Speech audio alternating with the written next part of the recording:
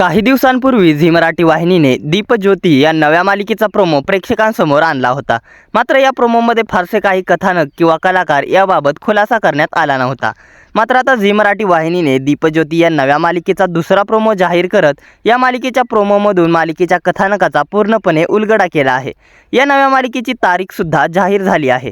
चला तर मग जाणून घेऊयात दीपज्योती या नव्या मालिकेची कॉन्सेप्ट काय आहे, या मालिकेत कोणकोणते कलाकार मुख्य भूमिका साकारणार आहेत आणि ही मालिका कधीपासून कोणत्या वेळेत प्रदर्शित होणार आहे आणि झी मराठी वाहिनीची कोणती लोकप्रिय मालिका बंद होणार आहे याबद्दलची पूर्ण माहिती या व्हिडिओमध्ये।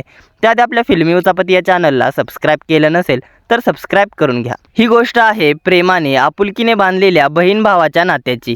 3 प्रेमळ बहिणी आणि 1 भाऊ आहे। या गोड कुटुंबाला कुणाचीच नजर लागू नये। मालिकेच्या प्रोमोमध्ये ज्योतीचा भाऊ तिला शर्ट इस्त्री करून आणायला सांगतो। तिचा भाऊ रिक्षा ड्रायव्हर असतो, तो घाईघाईने निघालेला असतो। इतक्यात ज्योतीच्या बहिणीचा म्हणजेच प्रीतीचा होणारा नवरा तिथे पत्रिका घेऊन येतो। त्यावर तिचा भाऊ म्हणतो, ओ नवरदेव, अजून 2 दिवस बाकी आहेत लग्नाला, चला बसा गाडीत, आणि ते दोघे तिथून निघून जातात। आणि दुसरीकडे एक घरंदाज कुटुंब ज्याचे प्रमुख आहेत पुरुषोत्तम। पुढे मालिकेच्या प्रोमोमध्ये पुरुषोत्तम त्याच्या मुलाला म्हणतात, कुठे आहे तो नालायक? त्यावर त्याचा मुलगा म्हणतो, बाबा तो वरती झोपलाय। पुरुषोत्तम म्हणतात, घरी थोडीच झोपणार आहे, जिथे असेल तिथून घेऊन ये त्याला।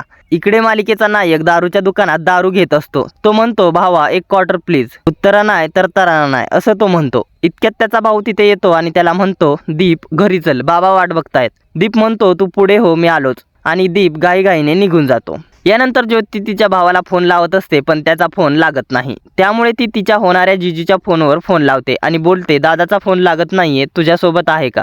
यावर तिचे जिजू म्हणतात, हो सोबतच आहे, आत्ता आम्ही घरीच येतोय। इतक्यात त्यांच्या रिक्षाला एक 4 चाकी गाडी जोरदार धडक देते आणि दोघेही रिक्षातून खाली कोसळतात आणि जागेवरच मृत्युमुखी पडतात। ज्योतीला समजताच ती ओरडते। एका क्षणात आनंदाला दुःखाचं ग्रहण लागतं। ज्योतीची बहीण प्रीती म्हणते, ज्याने माझं सर्वस्व हिरावून घेतलंय त्याच्या आयुष्याची राख केल्याशिवाय मी शांत बसणार नाही।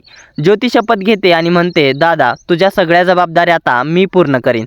अशा प्रकारे मालिकेच्या प्रोमोमध्ये समजून येत आहे की दीपमुळे ज्योतीच्या कुटुंबाचं खूप मोठं नुकसान होऊन त्यांच्यावर दुःखाचा डोंगर कोसळलाय आणि त्याचाच बदला घेण्यासाठी आता ज्योती काय पाऊल उचलेल की यांची प्रेम कहाणी सुरू होऊन ती बदला विसरते। खरंच दीपनेच तो ॲक्सिडेंट केला आहे का की इतर कोणामुळे तो ॲक्सिडेंट झाला आहे, याचा सारा उलगडा मालिका सुरू झाल्यावर होईल।